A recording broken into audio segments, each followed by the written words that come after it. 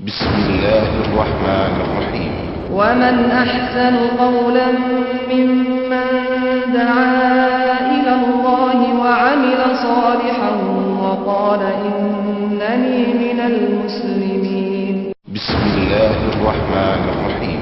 ومن أحسن قولا ممن دعا إلى الله وعمل صالحا وقال إنني من المسلمين.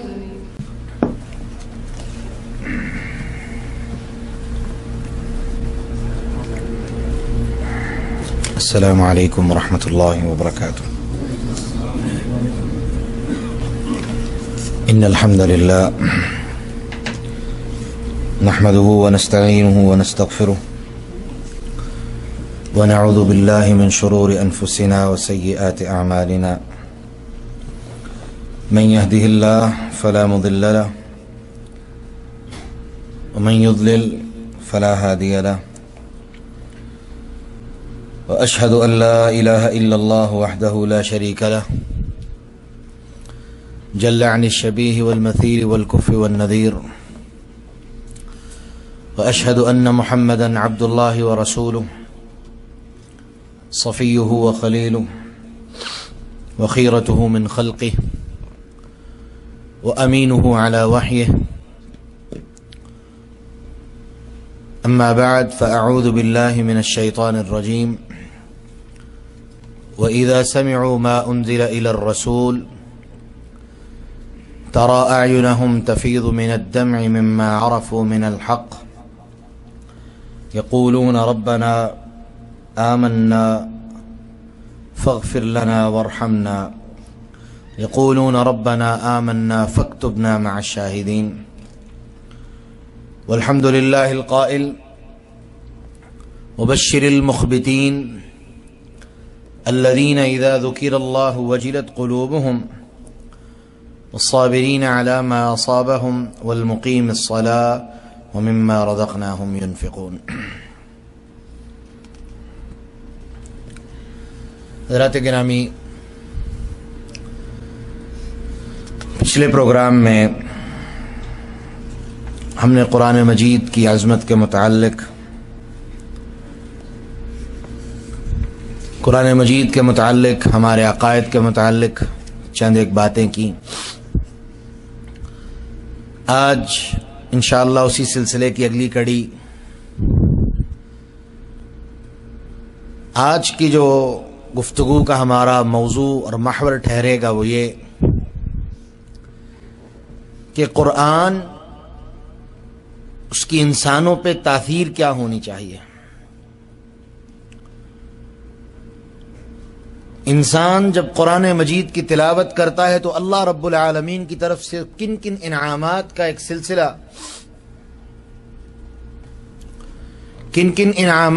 سلسلہ، اس کے اوپر اللہ کی طرف سے شروع ہوتا ہے. یہ آج ہماری گفتگو کا محور ٹھہرے گا. جاوید بھائی بڑی ہی خوبصورت اور پرفکر گفتگو کر رہے تھے. ایک وقت تھا کہ ہندوستان میں، یہ تقسیم سے پہلے کی باتیں ہیں، ہندوستان میں مناظرے ہندوؤں سے ہوتے تھے، آریہ سماج لوگوں سے ہوتے تھے، عیسائیوں سے ہوتے تھے، سکھوں سے ہوتے تھے. لا دین لوگ جن کا دین سے کوئی تعلق نہیں، اسلام دشمن جو قوتیں تھیں، ان سے مناظرے ہوتے تھے. آج یہ آپس کے جھگڑے کہاں سے آغاز ہوا؟ سب سے پہلا اگر ہمیں نقطہ سمجھ آئے اس آغاز کا، وہ قرآن مجید سے دوری، یا قرآن کو سمجھنے کے اندر اپنی عقل کا استعمال. اگر آج بھی ہم قرآن مجید کو اسی طرح سمجھنا شروع کر دیں جس طرح رب العالمین نے نازل کیا، اور وہ کیا ہے، جو تفسیر قرآن کی کر دے یا محمد الرسول اللہ صلی اللہ علیہ وسلم کے فرمان سے مل جائے، یہاں زیادہ مفسرین نے جو گنجائش نکالی وہ کیا؟ صحابہ کے اقوال، وہ بھی اگر کتاب اللہ اور سنت رسول کے مخالف نہ ہو، بس اس سے آگے نہیں۔ اختلاف کے رستے اور اختلاف کا آغاز اس درجے سے آ کے شروع ہوا جب قرآن کو اپنی عقل کے ترازو پہ تولنے کی کوشش کی گئی، اور اس میں بھی پھر وہی بات کہ رب العالمین نے تو اپنے رسول کو یہودیوں کو دعوت دینے کے لیے ایک بڑی خوبصورت بات کہی کہ کیا؟ تعالوا الی کلمۃ سواء بیننا وبینکم الا نعبد الا اللہ، آؤ ایک ایسی بات جو تمہارے اندر بھی ہے ہمارے اندر بھی ہے، ایک مشترک صفت، ایک برابر کی صفت، آؤ اس پہ اکٹھے ہو جاتے ہیں، آؤ اکٹھے ہو کے اس صفت پہ اکٹھے ہوں گے اور آگے باتیں کر لیں گے، اپنے رول اور ریگولیشنز طے کر لیں گے، اپنے معاملات طے کر لیں گے، اپنے رستے کا تعین کر لیں گے۔ اور وہ صفت کیا تھی؟ تمہارے اندر بھی یہ خوبی ہے، ہمارے اندر بھی، اللہ نعبد الا اللہ، کہ تم بھی اللہ کے ساتھ شرک نہیں کرتے، ہم بھی اللہ کے ساتھ شرک نہیں کرتے، تم بھی اللہ کی عبادت کرتے ہو، ہم بھی اللہ کی عبادت کرتے ہیں۔ لیکن آج ابتدا کا جو نقطہ ہے وہی باقی نہیں رہا۔ اختلاف کن سے؟ اہل توحید سے۔ کس بنیاد پہ؟ کہ یہ توحید کی دعوت دیتے ہیں۔ اگر کوئی ساتھی، کوئی بھائی حقیقت کی نگاہ سے دیکھے، کیا آج اہل السنہ والجماعہ کی دعوت وہ دعوت نہیں جو محمد الرسول اللہ کی دعوت تھی صلی اللہ علیہ وسلم، اور وہ مخالف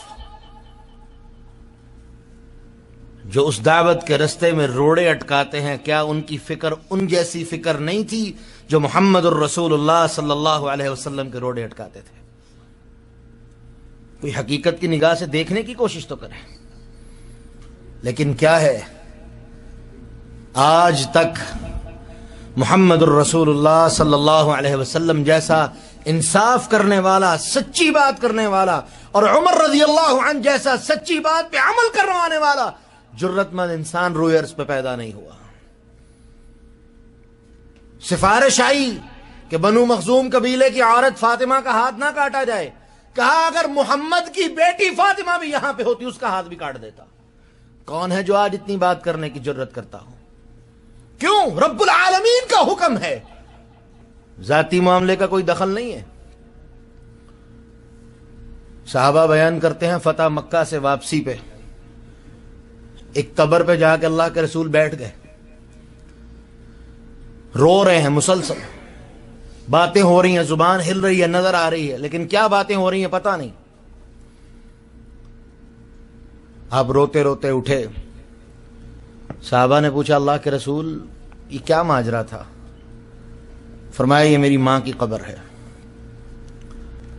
اور میں نے اپنے رب سے دو اجازتیں مانگی، ایک مجھے میری ماں کی قبر کی زیارت کی اجازت دی جائے، اور دوسرا ان کے لیے استغفار کرنے کی اجازت دی جائے۔ اللہ نے زیارت کی اجازت تو دے دی ہے، لیکن استغفار کی اجازت اللہ نے مجھے نہیں دی۔ ایک محبت کے آنسو اللہ کے رسول میں، اللہ کے رسول کی آنکھوں میں، لیکن اللہ کے حکم کے سامنے گلا اور شکوہ نہیں۔ کیوں؟ جو رب العالمین کا حکم ہے اس کے آگے دم مارنے کی جرت کسی کو نہیں ہے، اور حقیقت پسندی اسی کا نام ہے کہ جو بات جس طرح اللہ کی طرف سے حکم کے طور پہ آ جائے اس کو اسی طرح مان لیا جائے، اسی میں ہماری بھلائی اور خیر ہے۔ آج اختلاف کا سبب یہ ہے۔ قرآن مجید کی جو آیہ مبارکہ میں نے آپ کے سامنے تلاوت کی، وہ لوگ جن کے دل میں خیر موجود ہے، رب العالمین سے ڈرنے والے ہیں، ایمان کا دعویٰ کرنے والے ہیں، ان کی مثال اللہ رب العالمین نے قرآن مجید میں دی۔ مسلمان ہجرت کر کے حبشہ گئے مکہ سے، حضرت جعفر بن ابی طالب رضی اللہ عنہ مسلمانوں کے لیڈر، مکہ والے بھی پیچھے پیچھے پہنچ گئے نجاشی کے دربار میں مسلمانوں کے خلاف کہ ان کو یہاں سے نکالو، ہم نے ان کو مکہ سے نکالا ہے، تم بھی نکالو۔ مختصر بات، نجاشی نے کہا بات یہ ہے تمہارا مسئلہ کیا ہے؟ حضرت جعفر کھڑے ہوئے، اللہ کی حمد و ثنا بیان کی اور کہا بادشاہ صاحب بات یہ ہے، یہ بت پرستی کی دعوت دیتے ہیں، ہم ایک اللہ کی عبادت کی بات مانتے ہیں، یہ بت پرست ہیں، اللہ کے ساتھ شرک کرنے والے ہیں، ہم ان چیزوں سے بیزار۔ یہ جو تقریر کی، یہ ساری باتیں کی، اس نے کہا ایک بات بتاؤ، عیسیٰ ابن مریم کے بارے میں تم کیا کہتے ہو؟ انہوں نے سورت مریم 16 پارے کی اس کی کچھ آیات تلاوت کی، جن کے اندر حضرت عیسیٰ علیہ السلام کی پوری ذات کے بارے میں رب العالمین نے وضاحت کر دی، وہ کون تھے، کیا تھے، کس طرح سے دنیا میں آئے۔ مختصر بات، اس نے کہا اللہ کی قسم، جب اس نے قرآن سنا اس کی آنکھوں میں آنسو بہ پڑے، اور اس نے ایک تنکا اٹھا کے ایک مثال دیتے ہوئے کہا اللہ کی قسم جو تم نے بیان کیا ہے وہ اس تنکے سے زیادہ حیثیت کا حامل نہیں، کہ عیسیٰ ایک انسان تھے، رب العالمین نے ان کو اپنے امر سے بغیر باپ کے پیدا کیا، یہ حقیقت تھی، عقیدہ تھا جو نجاشی بھی مانتا تھا، مسلمان بھی مانتے تھے۔ لیکن قرآن کا جو ایک اثر اس کے دل پہ ہوا، رب نے اس منظر کی منظر کشی قرآن مجید میں کی کہ وَإِذَا سَمِعُوا مَا أُنزِلَ إِلَى الرَّسُولِ تَرَىٰ أَعْيُنَهُمْ تَفِيضُ مِنَ الدَّمْعِ، جب وہ لوگ اس چیز کو سنتے ہیں جو ان کے رب نے ان کے رسول کی طرف نازل کی ہے تو کیا ہوتا ہے؟ تَرَىٰ أَعْيُنَهُمْ تَفِيضُ مِنَ الدَّمْعِ، تم دیکھتے ہو کہ ان کی آنکھوں سے آنسو جاری ہو جاتے ہیں۔ یہ ہے قرآن۔ آج قرآن مجید کی آیات کے مقابلے میں اقوال پیش کیے جاتے ہیں، قرآن مجید کی آیات بینات کے مطابق ان کے مقابلے میں عقلی تفسیریں پیش کی جاتی ہیں۔ میرے بھائی، اختلاف نہ ہو تو کیا ہو، مسائل پیدا نہ ہو تو کیا ہو، مشاکل کھڑی نہ ہو تو کیا ہو، جب قرآن اللہ رب العالمین کی طرف سے ایک واضح کتاب کے طور پہ نازل کر دیا گیا، اور کیا کہا؟ غیر ذی عوج، یہ ایسی کتاب ہے جس کے اندر کوئی الٹی سیدھی بات نہیں، کوئی کمی بیشی والی بات نہیں، بالکل سیدھی اور بغیر خامی والی کتاب ہے۔ جب اس کتاب کے اندر تحریف کی کوئی گنجائش نہیں باقی رہی تو انہوں نے کیا کرنا شروع کر دیا؟ اس کے معنی کے اندر تبدیلی کرو، اس کے الفاظ کے اندر تبدیلی کرنے کی کوشش نہیں کامیاب ہو سکی تو کیا کیا؟ اس کے معانی کو بگاڑ کے قرآن مجید کے اندر بریکٹ ڈال کے ایک غلط معنی کرنے کی کوشش کی۔ ابھی مجھے مغرب کے درس کے بعد ایک بھائی حدیث دکھا رہے تھے کہ اللہ کے رسول نے بیان کیا کہ میں نے خواب میں دیکھا کہ میرے رب میرے پاس ایک بڑی خوبصورت صورت میں آئے، ڈی کے معنی کرتے ہوئے کیا کیا؟ بریکٹ لگا کے، میں نے دیکھا اپنے رب کو معراج کی رات، بریکٹ لگا دی۔ پڑھنے والا پہلے ہی جاہل، وہ کیا کہے گا؟ بالکل جی، یہ تو اللہ کے رسول نے کہہ دیا کہ معراج کی رات میں نے اپنے اللہ کو دیکھا، استغفر اللہ۔ اور اوپر سے ہمارے معاشرے کی جہالت کہ ہم نے مولوی کی بات کو قرآن سے زیادہ سچا اور حدیث سے زیادہ بہترین تسلیم کیا کہ جو بات مولوی صاحب نے کہہ دی ہے بس اس بات سے آگے تو کوئی بات ہو نہیں سکتی۔ اور وہ مولوی ہیں کیا؟ سوائے فتنے اور فساد کے ان کا کردار کیا ہے؟ سوائے فتنہ کھڑا کرنے کے ان کی اصلیت کیا ہے؟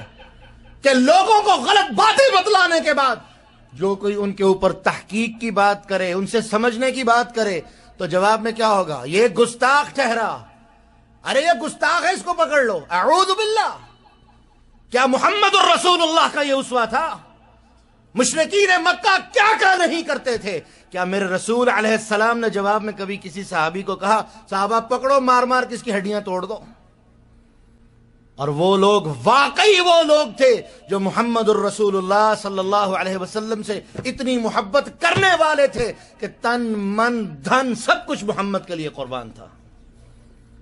یہ اصل میں پھر وہی بات، قصور مولوی کا نہیں، قصور ہمارا ہے کہ ہم نے مولوی کو عزت دی، وہ عزت اسے راس نہ آئی اور اس نے ہمیں استعمال کرنا شروع کر دیا، اور ہماری معصومیت اور جہالت کہ ہم اس کے ہاتھوں سے کٹ پتلی بن کے استعمال ہوتے رہے، اور کس کام کے لیے؟ اللہ کے دین کے لیے استعمال ہوتے رہے، اور نتیجہ جہاں وہ ذلیل اور رسوا ہو کے مرے گا، کل قیامت کے دن ہماری بھی ذلت اور رسوائی کا سبب بنے گا۔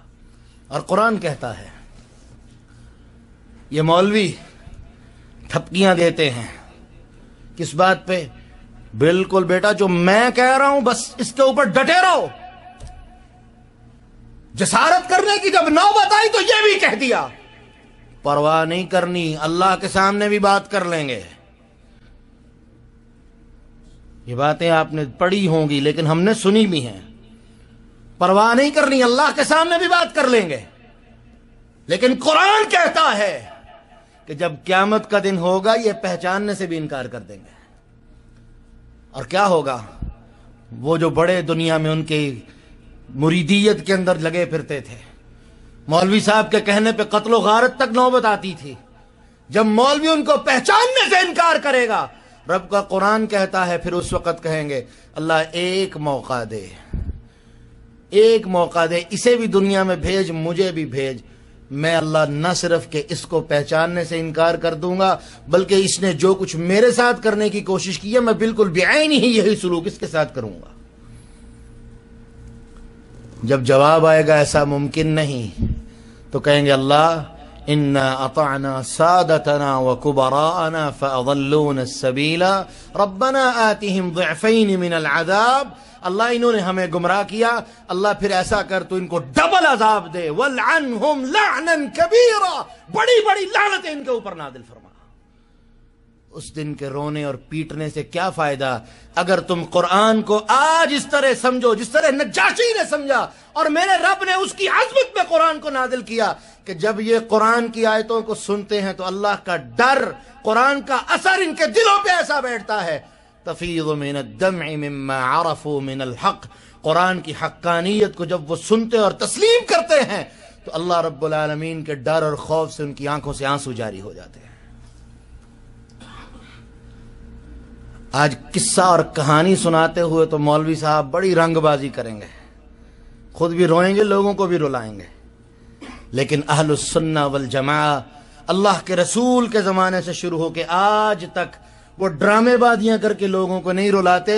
ان کے پاس بڑی ایک سادہ سی بات ہے کہ ہمارے امام جناب محمد الرسول اللہ صلی اللہ علیہ وسلم خود بھی قرآن پڑھتے رویا کرتے تھے، آج بھی اہل السنہ جب قرآن پڑھتے ہیں تو تاثیر دلوں پہ ہوتی ہے، انسان کی آنکھوں سے آنسو بہہ نکلتے ہیں۔ یہ تاثیر ہے انسان کے دل میں۔ اللہ رب العالمین قرآن مجید میں دوسری جگہ ارشاد فرماتے ہیں مومنوں کی عظمت، قل اے میرے نبی کہہ دیجئے آمنوا بہ او لا تؤمنوا، تم ایمان لاؤ یا نہ لاؤ، ان الذین اوتوا العلم من قبلہ، وہ لوگ بے شک جن کو تم سے پہلے کتاب اللہ کا علم دیا گیا، یتلی علیہم یخرون للاذقان سجدا، جب اللہ کی کتاب ان کے اوپر پڑھی جاتی تو ان کی حالت کیا ہوتی؟ یخرون للاذقان سجدا، وہ اپنی ٹھوڑیوں کے بل سجدوں میں گر جایا کرتے تھے، اور کیا کہتے تھے؟ وَيَقُولُونَ سُبْحَانَ رَبِّنَا إِن كَانَ وَعْدُ رَبِّنَا لَمَفْعُولًا، اور وہ کہا کرتے تھے پاک ہے ہمارا رب اور بے شک اس کا کیا ہوا وعدہ ہر حال میں پورا ہونے والا ہے۔ اور حالت کیا تھی؟ وَيَخِرُّونَ لِلْأَذْقَانِ يَبْكُونَ، جب وہ ٹھوڑیوں کے بل سجدے میں گرتے تھے تو ان کی حالت کیا ہوتی تھی؟ یبکون، وہ رونے والے ہوتے تھے، وَيَزِيدُهُمْ خُشُوعًا، اور زیادہ رونے کے اندر بڑھتے چلے جاتے تھے۔ یہ ہے مومن، ہر دور میں جو رب کی کتاب کے اوپر ایمان لانے والے ہیں۔ اور ایمان لانے والا کون ہے؟ الذین آتیناہم الکتاب یتلونہ حق تلاوتہ اولئک یؤمنون بہ، وہ لوگ جن کو ہم نے کتاب دی وہ اس کی تلاوت کا حق ادا کرتے ہیں، یہ ہیں وہ لوگ جو ایمان لانے والے ہیں۔ حق تلاوت کون ادا کرتا ہے؟ جو قرآن اس طرح پڑھتا ہے جس طرح محمد الرسول اللہ صلی اللہ علیہ وسلم پہ نازل کیا گیا، جو قرآن اس طرح پڑھتا ہے جس طرح محمد الرسول اللہ صلی اللہ علیہ وسلم نے پڑھ کے دکھایا، اور وہ قرآن پہ عمل اس طرح کرتا ہے جس طرح محمد الرسول اللہ صلی اللہ علیہ وسلم نے عمل کر کے دکھایا، یہ ہیں جو ایمان لانے والے ہیں۔ اور عائشہ رضی اللہ عنہا سے کسی نے پوچھا تھا اماں جی اللہ کے رسول کا اخلاق کیا ہے، عملی زندگی کیا ہے؟ عملی زندگی کو اگر کوئی کتابی شکل میں دیکھنا چاہے کیسے ملے گی؟ عملی زندگی کو نوٹ کرنا چاہے تو کیسے نوٹ کر سکتا ہے؟ اماں جی نے کہا الم تقرأ القرآن، قرآن نہیں پڑھتے؟ بھلا کیوں نہیں پڑھتا ہوں؟ فرمایا خلقہ القرآن محمد الرسول اللہ صلی اللہ علیہ وسلم کا اخلاق قرآن ہے، یہ ہے عظمت۔ لیکن آج کون سے ماشاءاللہ ایسے حضرات ہیں جو بڑی بڑی تقریریں کرتے ہیں اور دعوے کرتے ہیں، بشمول میرے۔ سب سے پہلے میں اپنی ذات کی بات کرتا ہوں، جن کے اوپر یہ بات صادر ہوتی ہو کہ قرآن کی آیت ہو کہ ویسے جیسے اقبال نے کہا ہے کہ حقیقت میں ہے یہ بات، کیا شعر ہے اخلاق بھائی وہ، کہ مومن حقیقت میں برابر اس طرح کا شعر ہے جس میں اس نے یہ بات کہی کہ جو مومن ہے حقیقت میں تو یہ نظر آتا ہے کہ مومن ہے، لیکن حقیقت میں وہ قرآن کی بولتی ہوئی ایک تصویر ہے، ایک عملی تصویر قرآن مجید کی، وہ مومن ہوتا ہے۔ آج بشمول میرے کوئی بھی یہ دعویٰ نہیں کر سکتا کہ میری زندگی اس طرح ہے جس طرح اللہ کی کتاب ہے، جس طرح اللہ کی کتاب کے اندر گزارنے کا حکم دیا گیا ہے۔ ہاں ایک دعویٰ ہم کرتے ہیں، کر کے دکھاتے ہیں، عمل ہے، اور انشاءاللہ مرتے دم تک رہے گا کہ میرے رب نے ہمیں توحید کی جو دعوت کے لیے کھڑا ہونے کا کہا، توحید کے لیے جس بات کا حکم دیا، اللہ کی توحید کی جو باتیں ہم رب العالمین نے کتاب اللہ میں کی، ہم ان کو اسی طرح مانتے ہیں جس طرح اللہ نے نازل کی ہیں، ان کے اندر کسی طرح کی کوئی تبدیلی نہ کرتے ہیں نہ سمجھتے ہیں، اور کرنے والے کو بھی ہم ماننے کے لیے تیار نہیں ہیں۔ یہی ہم میں اور ان میں فرق ہے۔ قرآن مجید کی سب سے بنیادی دعوت وہ اللہ کی توحید کی دعوت ہے، اور الحمدللہ ہم اس پہ برقرار ہیں، اور اسی طرح برقرار ہیں جس طرح محمد الرسول اللہ صلی اللہ علیہ وسلم تھے۔ یہ ہے تاثیر، یہ ہے قرآن کا اثر ایک مومن کے اوپر۔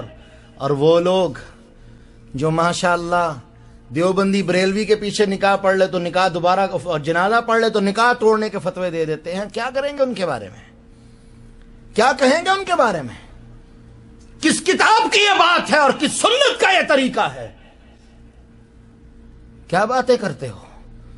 تم نے تو دین کو مذاق بنا دیا، اور اس خطے میں مذاق بنایا جہاں پر تم تیسرے حصے میں ہو، 2 حصے اسلام دشمن قوتیں موجود ہیں، اور جو تمہارے تماشے کو دنیا کے سامنے پیش کر رہی ہیں یہ ہیں مسلمان، اور جن کے بارے میں اقبال نے کہا تھا تمدن کے ہو تم نصارہ، تہذیب کے ہنود، یہ ہیں مسلمان جنہیں دیکھ کے شرمائے یہود۔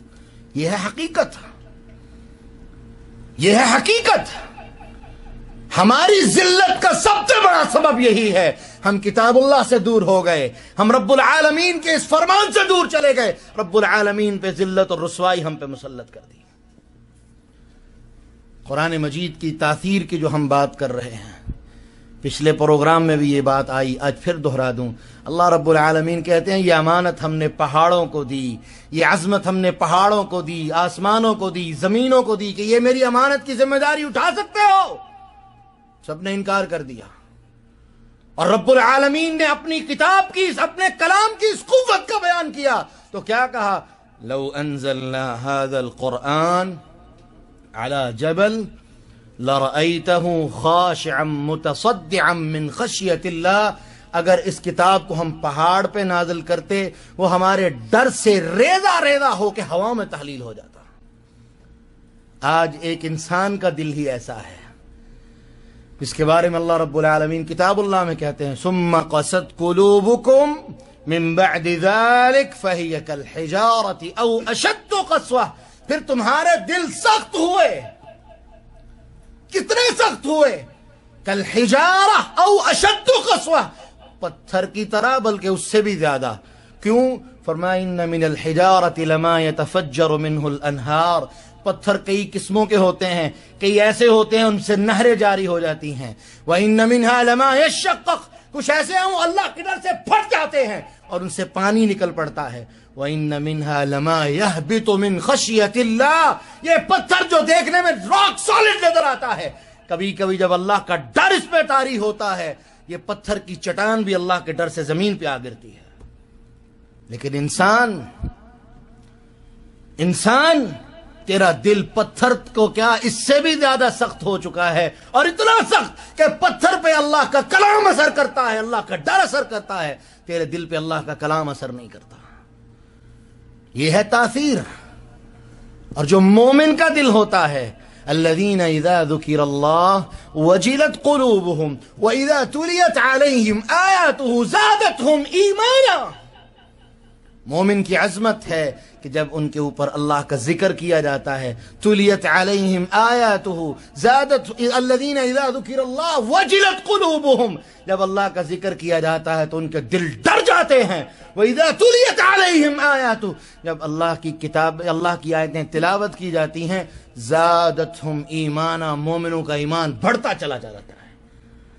اب یہ بھائی ماشاءاللہ ان کا عقیدہ کیا ہے؟ ایمان بڑھتا ہی نہیں ہے. ایمان تو بالکل ایک جامد چیز کا نام ہے، کیل ٹھونک دیا بس ٹھک گیا اپنی جگہ پہ، وہ ہل نہیں سکتا.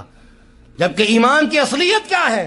اللہ کے رسول کے فرمان سے بات ثابت ہے، ایمان بڑھتا بھی ہے کم بھی ہوتا ہے. میرا رب کہتا ہے زادتہم ایمانا.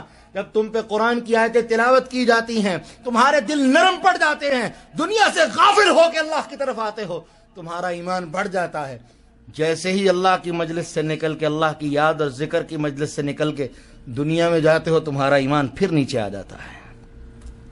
ہمارا عقیدہ ہے الایمان یزید و ینقص، ایمان بڑھتا بھی ہے کم بھی ہوتا ہے. اور یہ مومن کی شان ہے، جب اللہ کی آیتیں سنتا ہے اس کا ایمان بڑھ جاتا ہے، جب اللہ کی آیتوں سے دور ہوتا ہے تو اس کے ایمان کے اندر کمی آ جاتی ہے. لیکن وہ لوگ جن کا اللہ کی آیتوں سے کوئی تعلق ہی نہیں ہے، جو اللہ کی آیتوں کو سمجھنے کے لیے تیار نہیں، اللہ کی آیتوں کو تلاوت کرنے کے لیے تیار نہیں، کیا کہیں گے؟ کہاں اثر ہوگا؟ وہ تو بالکل پتھر تو کیا ان سے بھی زیادہ سخت ہو گئے، جن کے دلوں میں اللہ والوں کے لیے نفرت، اللہ کی کتاب کے لیے نفرت، اللہ کے رسول کی سنت کے لیے نفرت، لیکن اظہار کیسے کرتے ہیں کہ وہ ان ساری چیزوں کی منافقت کی اور ان ساری چیزوں کی بغاوت کی آڑ کے اندر لوگوں کو کتاب اللہ اور سنت رسول سے بہکانے کی کوشش کرتے ہیں، دور کرنے کی کوشش کرتے ہیں. یہی تو اختلاف ہے، یہی تو اختلاف کا سبب ہے. آج بھی صحابہ کرام میں اختلاف تھے، لیکن کس حوالے سے؟ ذاتی آپس کے معاملات میں. لیکن جہاں سنت رسول کی بات آتی، جہاں کتاب اللہ کی بات آتی، کوئی صحابی کسی صحابی سے اختلاف نہیں کرتا تھا، بلکہ من وعن، جس طرح اللہ کی بات آئی، رسول اللہ کی بات آئی، اس کو تسلیم کر لیا کرتے تھے. اور یہ بھی نہیں ہوتا تھا اچھا یہ فلاں صحابی نے بات بیان کی، اس سے میرا اختلاف ہے، نہیں میں نہیں مانتا اس بات کو. آج کیا ہے؟ اچھا یہ حدیث میرے مخالف مولوی نے بیان کی ہے، نہیں میں اس حدیث کو مانتا. کیوں؟ میرا مخالف بیان کرنے والا ہے. اعوذ باللہ. یہ دین ہے، تمہارے گھر کا مذاق نہیں کہ مخالف بیان کر رہا ہے تم نہیں مانو گے، گھر والا اب جھوٹی بھی بیان کر دے ماننے کے لیے تیار ہو.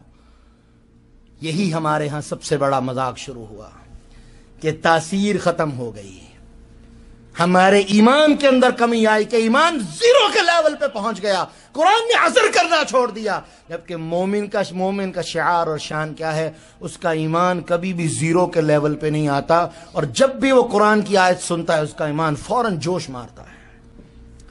اسید بن حضیر رضی اللہ عنہ، بخاری اور مسلم کی روایت ہے، ابو ہریرہ رضی اللہ عنہ بیان کرتے ہیں کہ یہ اللہ کے رسول کے پاس آئے اور اپنا واقعہ سنانے لگے کہ اللہ کے رسول رات میں قرآن کی تلاوت کر رہا تھا. یہ ہے ایک مومن، اور میں یہ واقعہ بیان کرنے سے پہلے پورے اعتماد کے ساتھ یہ دعویٰ کرنے لگا ہوں، آج بھی کوئی اللہ کی ذات پہ ایمان رکھنے والا، ایمان لانے والا اور کتاب اللہ سے محبت کرنے والا کوئی شخص اس یقین کے ساتھ کتاب اللہ کی تلاوت شروع کر دے، اس کے ساتھ بھی یہی واقعہ پیش آئے گا. کوئی تجربہ کر کے دیکھنا چاہتا ہے تجربہ کر لے، لیکن ایمان کے اندر مضبوطی شرط ہے. کہتے میں قرآن پڑھ رہا تھا، میرے پاس میرا بیٹا یحییٰ لیٹا ہوا تھا، ساتھ ہی تھوڑے فاصلے پہ گھوڑا بندھا ہوا تھا. کہتے اچانک میں نے دیکھا کہ میرے گھوڑے نے بدکنا شروع کر دیا، ٹانگیں مارنی شروع کر دی. میں نے ڈر کے کہ کہیں میرے بیٹے کو نقصان نہ پہنچا دے کتاب اللہ کی تلاوت روک دی.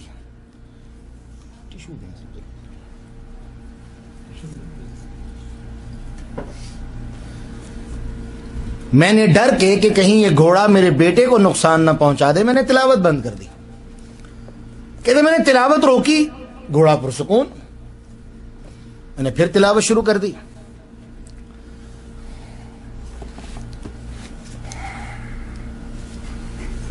کہتے تلاوت شروع کی، تھوڑی دیر بعد گھوڑے نے پھر وہی کام کرنا شروع کر دیا،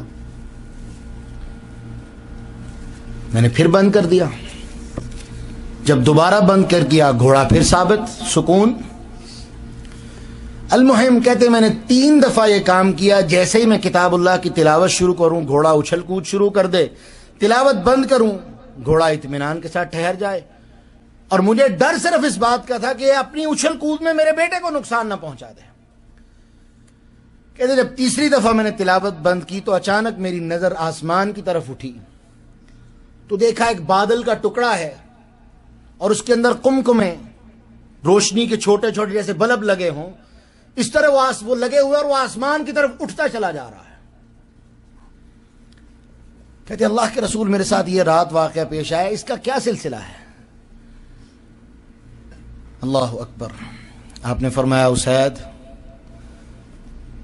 اور ایک روایت میں یہ لفظ آتے ہیں کہ آپ کی آنکھوں میں آنسو آئے، اور آپ فرماتے ہیں اسید وہ جو بادل کا ٹکڑا تھا وہ اللہ کی رحمت کے فرشتے تھے جو آسمان سے تیرا قرآن سننے کے لیے زمین پہ آئے تھے، اور اللہ کی قسم اسید اگر تو قرآن پڑھتا رہتا تو صبح ہو جاتی تو مدینہ کے رہنے والے لوگ تیرے گھر کے اندر بیٹھے ہوئے اللہ کی ان رحمت کے فرشتوں کو دیکھ لیتے جو تیرا قرآن سننے کے لیے آسمان سے آئے تھے۔ کوئی تجربہ کر کے دیکھ لے، ایمان شرط ہے، ایمان کی مضبوطی توحید کے ساتھ شرط ہے، یہ ہے تاثیر، یہ رب العالمین کا کلام ہے، کوئی مذاق نہیں، اللہ کے رسول کی باتیں ہیں، ایک ایک بات محفوظ ہے، اور تم معاذ اللہ اللہ کی کتاب کا مذاق اڑاتے ہو، رسول اللہ کی سنت کا مذاق اڑاتے ہو، کیا دل میں ڈر اور خوف نہیں آتا؟ ابو بکر رضی اللہ عنہ کے سامنے عبداللہ ابن عباس کہتے ہیں بیٹھے تھے، نبی صلی اللہ علیہ وسلم موجود تھے، ایک شخص آیا، اس نے کہا اللہ کے رسول میں نے خواب دیکھا ہے کہ میرے سر پہ ایک بادل کا ٹکڑا ہے اور اس میں سے گھی اور شہد ٹپک رہا ہے، صحیح مسلم کی روایت ہے، اور ہر کوئی شخص اپنی اپنی استطاعت کے مطابق گھی اور شہد کو اکٹھا کر رہا ہے، کوئی اکٹھا کر رہا ہے، کوئی چاٹ رہا ہے، کھا رہا ہے۔ اللہ کے رسول اس خواب کی تعبیر کیا ہوگی؟ جناب ابو بکر کہتے ہیں اللہ کے رسول اس کی تعبیر مجھے بیان کرنے کی اجازت دی جائے۔ فرمایا اجازت ہے، بتاؤ۔ کہ اللہ کے رسول وہ بادل وہ اسلام ہے، اور وہ گھی اور شہد جو ہے وہ اللہ کا قرآن ہے اور آپ کا فرمان ہے، جو اپنی اپنی استطاعت کے مطابق کوئی اس کو سنبھال رہا ہے، کوئی اس کو کھا رہا ہے، دونوں ہی حالتوں میں اس کے لیے فائدہ ہی فائدہ ہے۔ فرمایا ابو بکر تو نے بالکل صحیح کہا ہے۔ آج کہاں گئی یہ بات؟ نہ اللہ کی کتاب کو کوئی سنبھالنے والا، اس کی جگہ پہ فقہ نے لے لی، اللہ کے رسول کی سنت کو ویسے ہی قرآن کے مخالف ٹکرا کے کہ یہ سنت ہے یہ قرآن ہے، دونوں ٹکرا گئے ہیں، لہذا قرآن کی بات مانی جائے گی، سنت کو چھوڑ دو، اور قرآن کی جب بات ماننے کی باری آئی وہاں پہ تعویلات اور فقہ کا چکر چلا کے سبحان اللہ قرآن کو بھی سائڈ پہ کر دیا۔ القرآن یأتی یوم القیامت شفیعا لاصحابی، جو قرآن کی تلاوت کا حق ادا کرنے والا ہے، اور وہ کون ہے؟ جو کتاب اللہ کی تلاوت اس طرح کرنے والا ہے جس طرح اللہ نے نازل کیا، تجوید کے ساتھ۔ اور کس طرح؟ صحابی بیان کرتے ہیں میں نے اللہ کے رسول کے پیچھے نماز پڑھی، آپ نے 2 سورتیں اس میں تلاوت کی، کہتے ہیں اللہ کی قسم آپ کی آواز سے زیادہ خوبصورت آواز میں کوئی قرآن پڑھنے والا نہیں تھا۔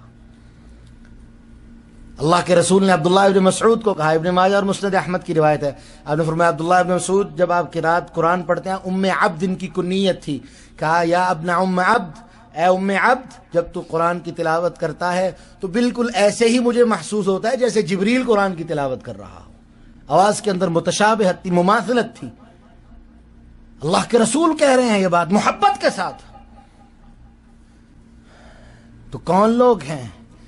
فرمایا نمبر 1 جن کو ہم نے کتاب دی وہ کتاب کا حق کس طرح ادا کرتے ہیں، اس طرح اس کی حفاظت کرتے ہیں اور تلاوت کرتے ہیں جس طرح اللہ نے نازل کیا، اور اس کے ساتھ ساتھ اپنی زندگیوں میں اس کتاب کو اس طرح شامل کرتے ہیں جس طرح رب العالمین نے ان کو شامل کرنے کا حکم دیا ہے۔ فرمایا یہ لوگ کون ہیں؟ اولئک یؤمنون بہ، یہ وہ لوگ ہیں جو کتاب اللہ پہ ایمان لانے والے ہیں۔ ومن یکفر بہ فاولئک هم الخاسرون، کافرون، اور وہ لوگ جو اس کے علاوہ کسی طرح سے کتاب کو اور قرآن کو مانتے اور تسلیم کرتے ہیں، ہیلے بہانے دے کے، جیسے ہم کیا کہتے ہیں، بکری نے دودھ بھی دے دیا اور مینگنے بھی ڈال دی، اس طرح کام نہیں چلے گا۔ قرآن ایک خالص شہد کی طرح بہترین چیز ہے جس کے اندر کوئی ملاوٹ کی گنجائش نہیں، کوئی کمی اور بیشی کی گنجائش نہیں۔ یہ شہد جس طرح آیا ہے اسی طرح ہمیں کھانا اور تسلیم کرنا ہے، وگرنہ یہ بات حقیقت کے طور پہ ہے تو بڑی کڑوی، لیکن حقیقت ہے کہ کتوں کو کبھی شہد ہضم نہیں ہوتا، کتا شہد نہیں کھاتا، کتے کو اگر شہد ڈالا جائے وہ بھاگ جایا کرتا ہے، اور شہد کھانے والے ہمیشہ ایمان والے ہوتے ہیں۔ ان کو اللہ نے یہ نعمت جب عطا کرتا ہے وہ اللہ کی نعمت کو ضائع نہیں کرتے بلکہ اس کی قدر کرتے ہیں۔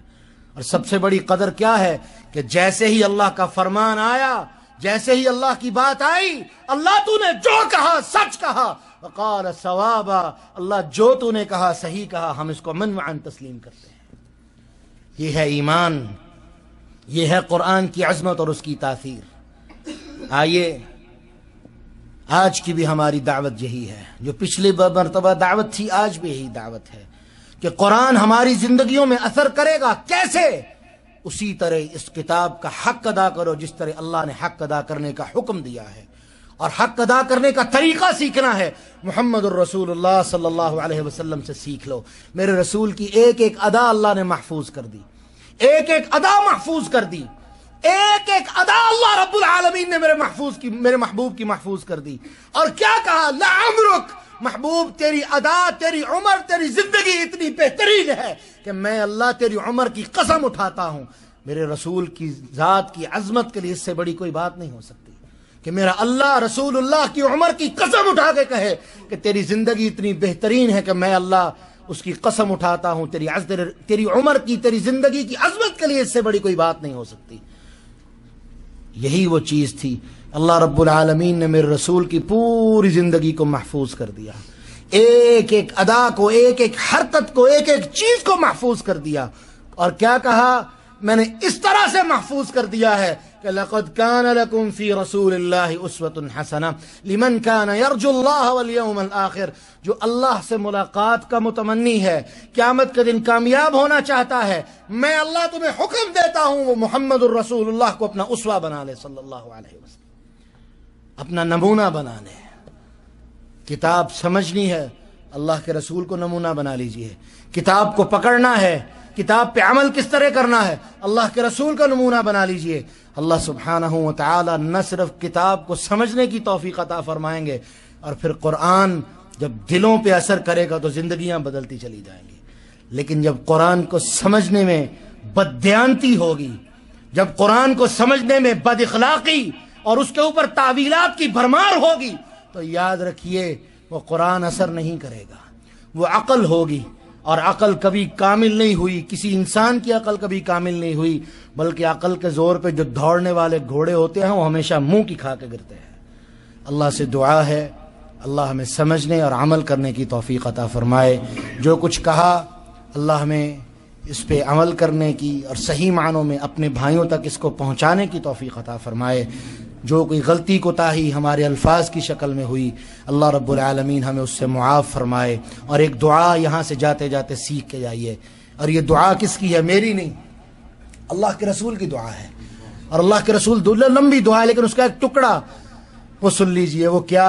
سبحان اللہ، اللہ کے رسول دعا کیا کرتے تھے، اللہم اجعل القرآن ربیع قلبی، اے اللہ قرآن کو میرے دل کی بہار بنا دے۔ توجہ چاہوں گا، انشاءاللہ بسکٹ کہیں نہیں جائیں گے، آپ کے پاس ہی آ رہے ہیں، لیکن یہ بات یہ دوبارہ نہیں ملے گی۔ اللہم اجعل القرآن ربیع قلبی، اللہ قرآن کو میرے دل کی بہار بنا دے، اللہ قرآن کو میرے دل کی بہار بنا دے۔ ونور صدری، میرے سینے کا نور بنا دے۔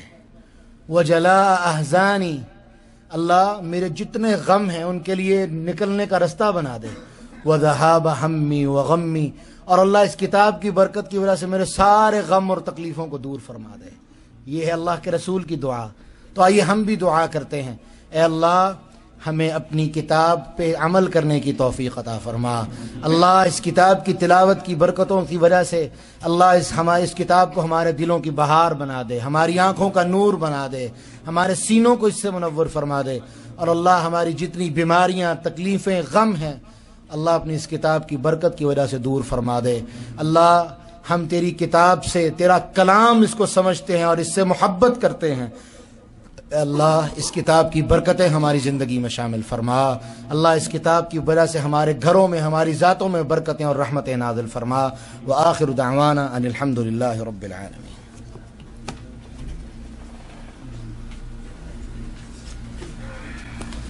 جزاک اللہ خیر. ابھی آپ شیخ نعیم صاحب سے قرآن کی عظمت کے بارے میں سن رہے تھے.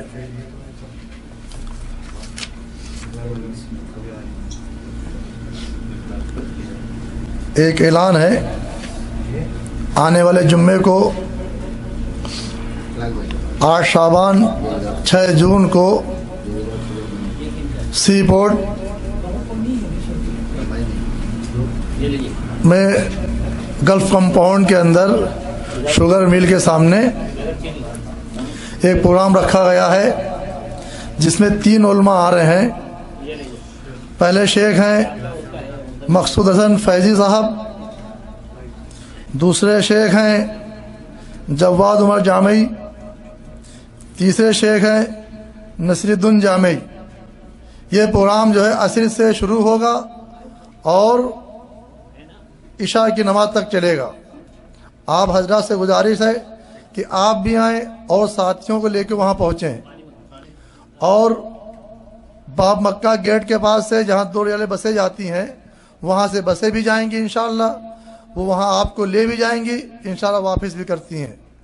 جو بھائی کو جانا ہو، جن کے پاس سواری نہ ہو، وہ وہاں سے جا سکتا ہے.